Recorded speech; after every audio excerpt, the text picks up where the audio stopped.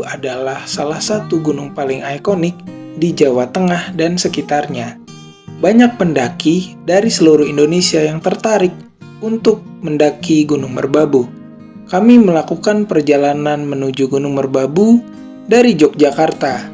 Setelah berkendara selama 2 jam menuju Boyolali, kami sampai di Selo. Selo adalah kaki Gunung Merbabu. Kurang lebih 2 jam melakukan perjalanan, ada sebuah kendala yang membuat perjalanan kami terhambat. Ban depan sepeda motor yang kami naiki ternyata bocor, sehingga kami terlambat melakukan pendakian. Walaupun sudah sampai di Selo pukul 1 siang, tetapi akhirnya pendakian harus dilakukan pukul 3 karena beberapa kendala tadi. Dan ternyata pukul 3 cuaca sudah sangat mendung. Oke, harus proper jas hujan. Coba lihat Yosep sekarang. Proper jas hujan sampai bawah. Hujan sudah turun cukup deras. Jalur pendakian pun menjadi licin. 30 menit sampai 1 jam pertama rasanya berat sekali. Ini kalau musim hujan tenaganya 3 kali lebih terkuras. Padahal belum pos 1. Wah! Ayo.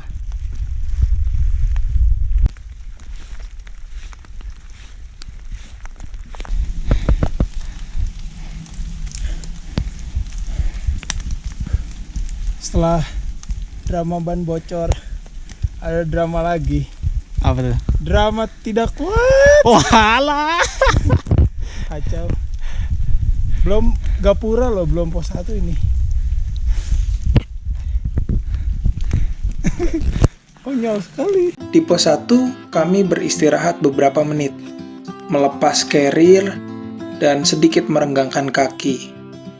Kami lalu melanjutkan perjalanan menuju pos kota. Perlahan tubuh kami sudah mulai bisa beradaptasi dengan hujan dan dengan jalur yang licin sekaligus terjal. Tak terasa setelah kurang lebih berjalan 40 menit kami sampai di pos kota. Ketika musim hujan, psikologi kita ketika mendaki itu penting banget. Nah, tadi kami berjalan sekitar 3 jaman ya. 3 jam, lalu kami di sejam dan 2 jam pertama kami merasa mungkin kayak mual, bahkan jantungnya kayak berdebar-debar gak normal gitu. Dan itu serangan mental gitu.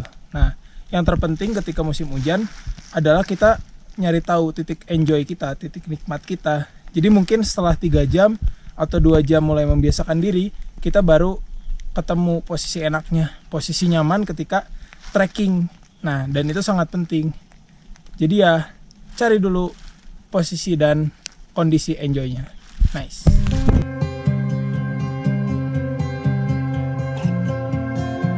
Dari pos kota kami pun perlahan menanjak menuju pos 2. Seperti dalam jalur sebelumnya, tipikal tanah dan keterjalan jalur pun masih sama.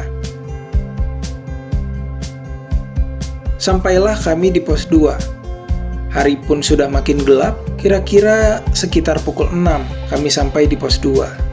Sore hari, kami pun mulai mengeluarkan headlamp dan menyusuri jalan dari pos 2 menuju pos 3. Perlahan, jalur pun ternyata cukup terjal. Di jalur ini kami jadi teringat dengan perjalanan yang pernah kami lakukan di Gunung Sumbing. Persis sekali, jalur ini seperti jalur engkol-engkolan di Gunung Sumbing. Tipikal tanah yang licin, terjal, dan banyak lubang-lubang di sepanjang jalur. Udah mulai gelap, jam 6 lebih 5-an. Masih harus sampai pos 3 untuk mendirikan tenda. Aduh. Ayo.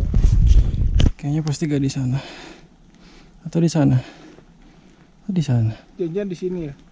Di sini. Di sini. Jelas? Ya.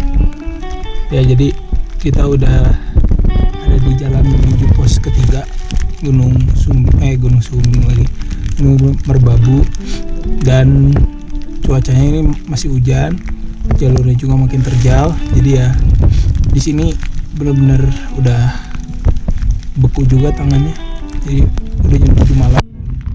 Ya harus benar-benar fokus sih di momen gini. Gitu sih. Ntar sampai nanti pas kita sampai di pos 3.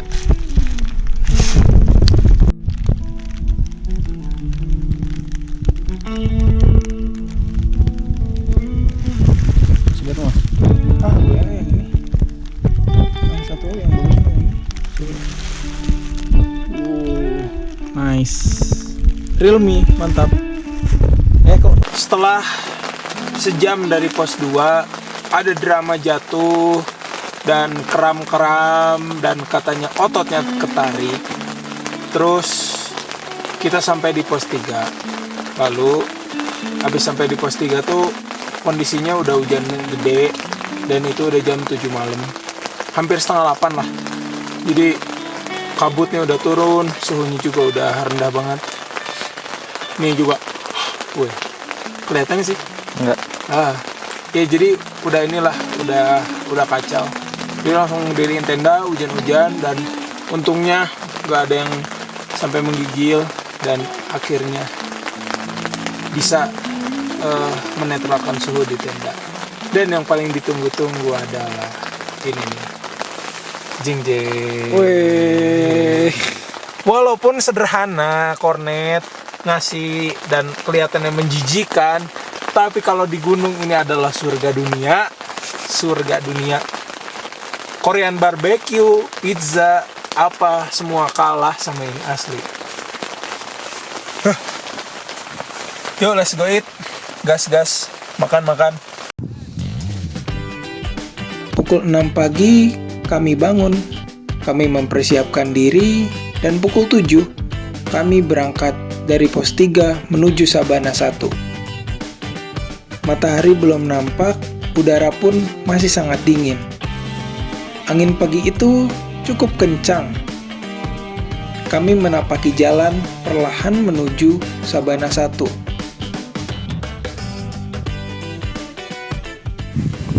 Ya, aduh capek. Jadi kita baru berangkat menuju puncak dari pos 3 dan sekarang menuju perjalanan di jalur menuju Sabana 1. Dan ini tuh terjal banget jalurnya. Dan kontur tanahnya tuh berpasir halus gitu. Jadi banyak yang kepleset di sini.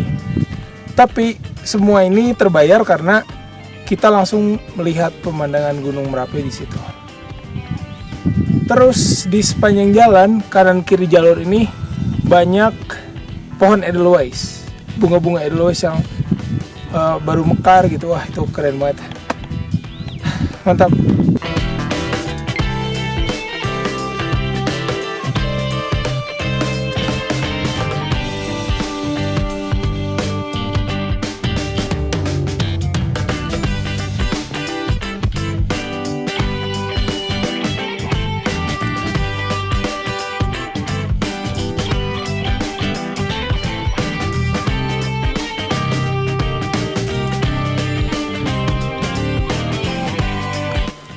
Ya, kita udah sampai di Sabana 1.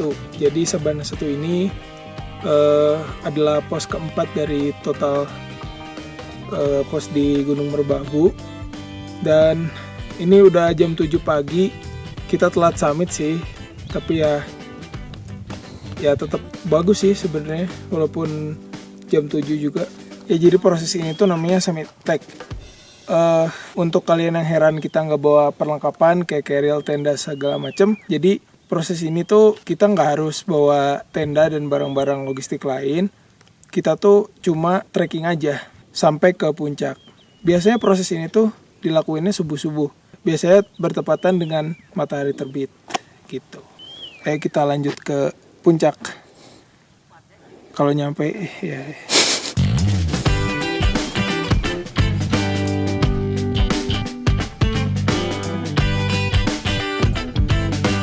Jadi kita sedang dalam perjalanan menuju Sabana 2 atau pos 5. Bedanya sama jalur sebelumnya yang dari pos 1 sampai pos 4 adalah karakteristik tanahnya. Di sini vegetasinya mulai sabana, jadi karakteristik tanahnya tuh sedikit berpasir dan pasirnya karakternya halus dan pasir hitam ya, pasir erupsi gunung vulkanik begitu. Jadi di sini gak terlalu licin kayak di pos 2 atau pos 3 gitu. Karena di sana kan karakteristik tanahnya lempung ya.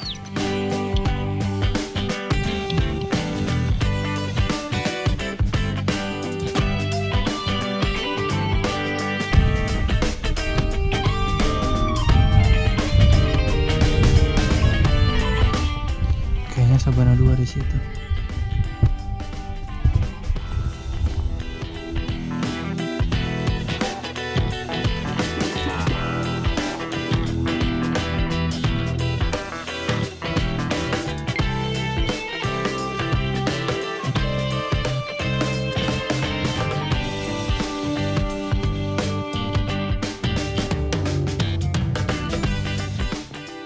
Setelah berjalan selama kurang lebih 1,5 jam, kami sampai di Sabana 2, sebuah padang savana yang luas dan indah. Kami beristirahat sebentar, lalu berjalan menuju puncak. Dari Sabana 2, perjalanan ternyata makin berat. Jalur pendakian ternyata makin terjal. Akhirnya sampai juga di Sabana 2 atau pos 5. Lihat tuh puncaknya masih di atas. Enggak.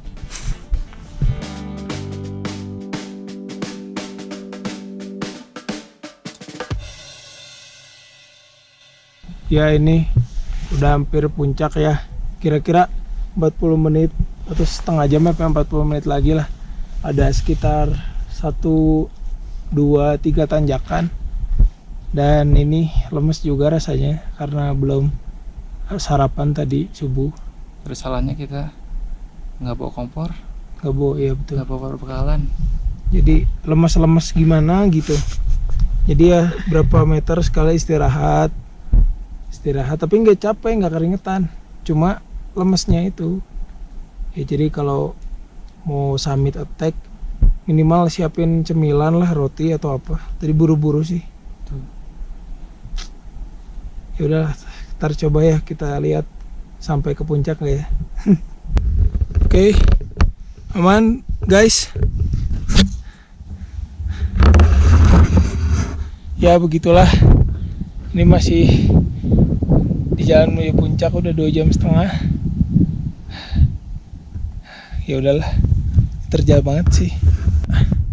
Sebenarnya ini kita udah nggak kuat banget karena jalurnya ternyata lebih berat waktu hujan dan tenaga kita yang keluar waktu hujan juga kerasa banget ininya, efeknya. Kayaknya mungkin nggak akan sampai puncak.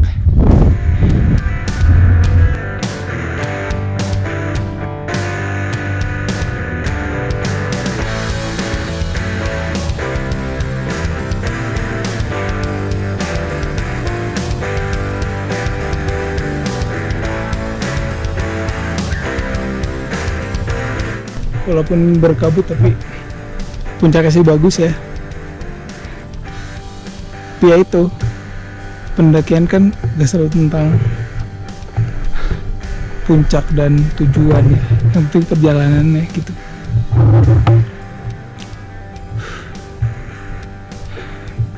Ketika hujan besar, persiapan fisik yang kurang, dan persiapan yang kurang matang, pendakian ini mengajarkan kami banyak hal, terutama tentang mental. Dan yang paling penting, kami belajar. Langkah kecil ternyata juga hal penting. Walaupun Gunung Merbabu adalah gunung yang populer dan banyak orang sudah mendaki, ternyata pelajaran penting bisa datang dari gunung apa saja. Masing-masing gunung punya cerita dan maknanya sendiri, termasuk Gunung Merbabu.